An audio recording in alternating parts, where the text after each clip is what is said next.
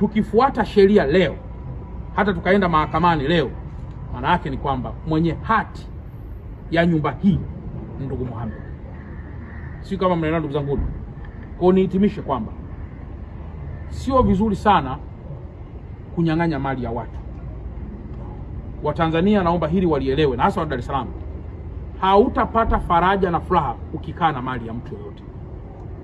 Unaweza ukahisi umefaidika, lakini hautakuwa na furaha ya moyo mpaka unaingia kabrini. Kwa nyumba hii Mama Alice na ndugu Mustafa wote wawili, ukweli wote wawili wanaofahamu, pamoja na kwamba hapa tunahangaika, ila hawa wawili wanafahamu. Kwa hiyo hawa wawili hawa hakuna anayeweza kuishi kwa amani hapa mpaka wanaingia kabrini. Hawa wawili hata tungesolve kwa namna gani.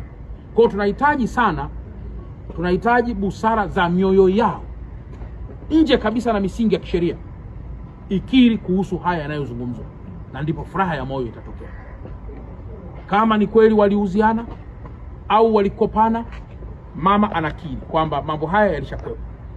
Na nitoe wito kwa wanaume wenzangu, tunaweza wakati fulani tukawa tunafanya maamuzi ambayo hayashirikishi wake zetu, wake wa halali, na mwisho wa siku yakaleta migongano ya kisheria kwa sababu hatukuwashirikisha wake zetu.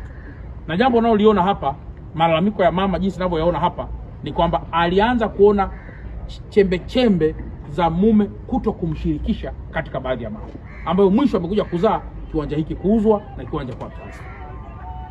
Nafikiri mmenielewa hapo vizuri. Kwa hiyo Mama Alice, naomba hapa kisiendelee kitu chochote, na kama ambavyo tumesikia kutoka kwa wakili kwamba baada ya yule bwana mlalamikaji au mlalamikiwa kuona kwamba unaishi mwenyewe, hakutaka kuchukua hizi hatua zingine, alipoona wewe umepangisha katika kiwanja ambacho yeye mwenyewe ni cha kwake kwa mujibu wa nyaraka, akaamua kuchukua sheria.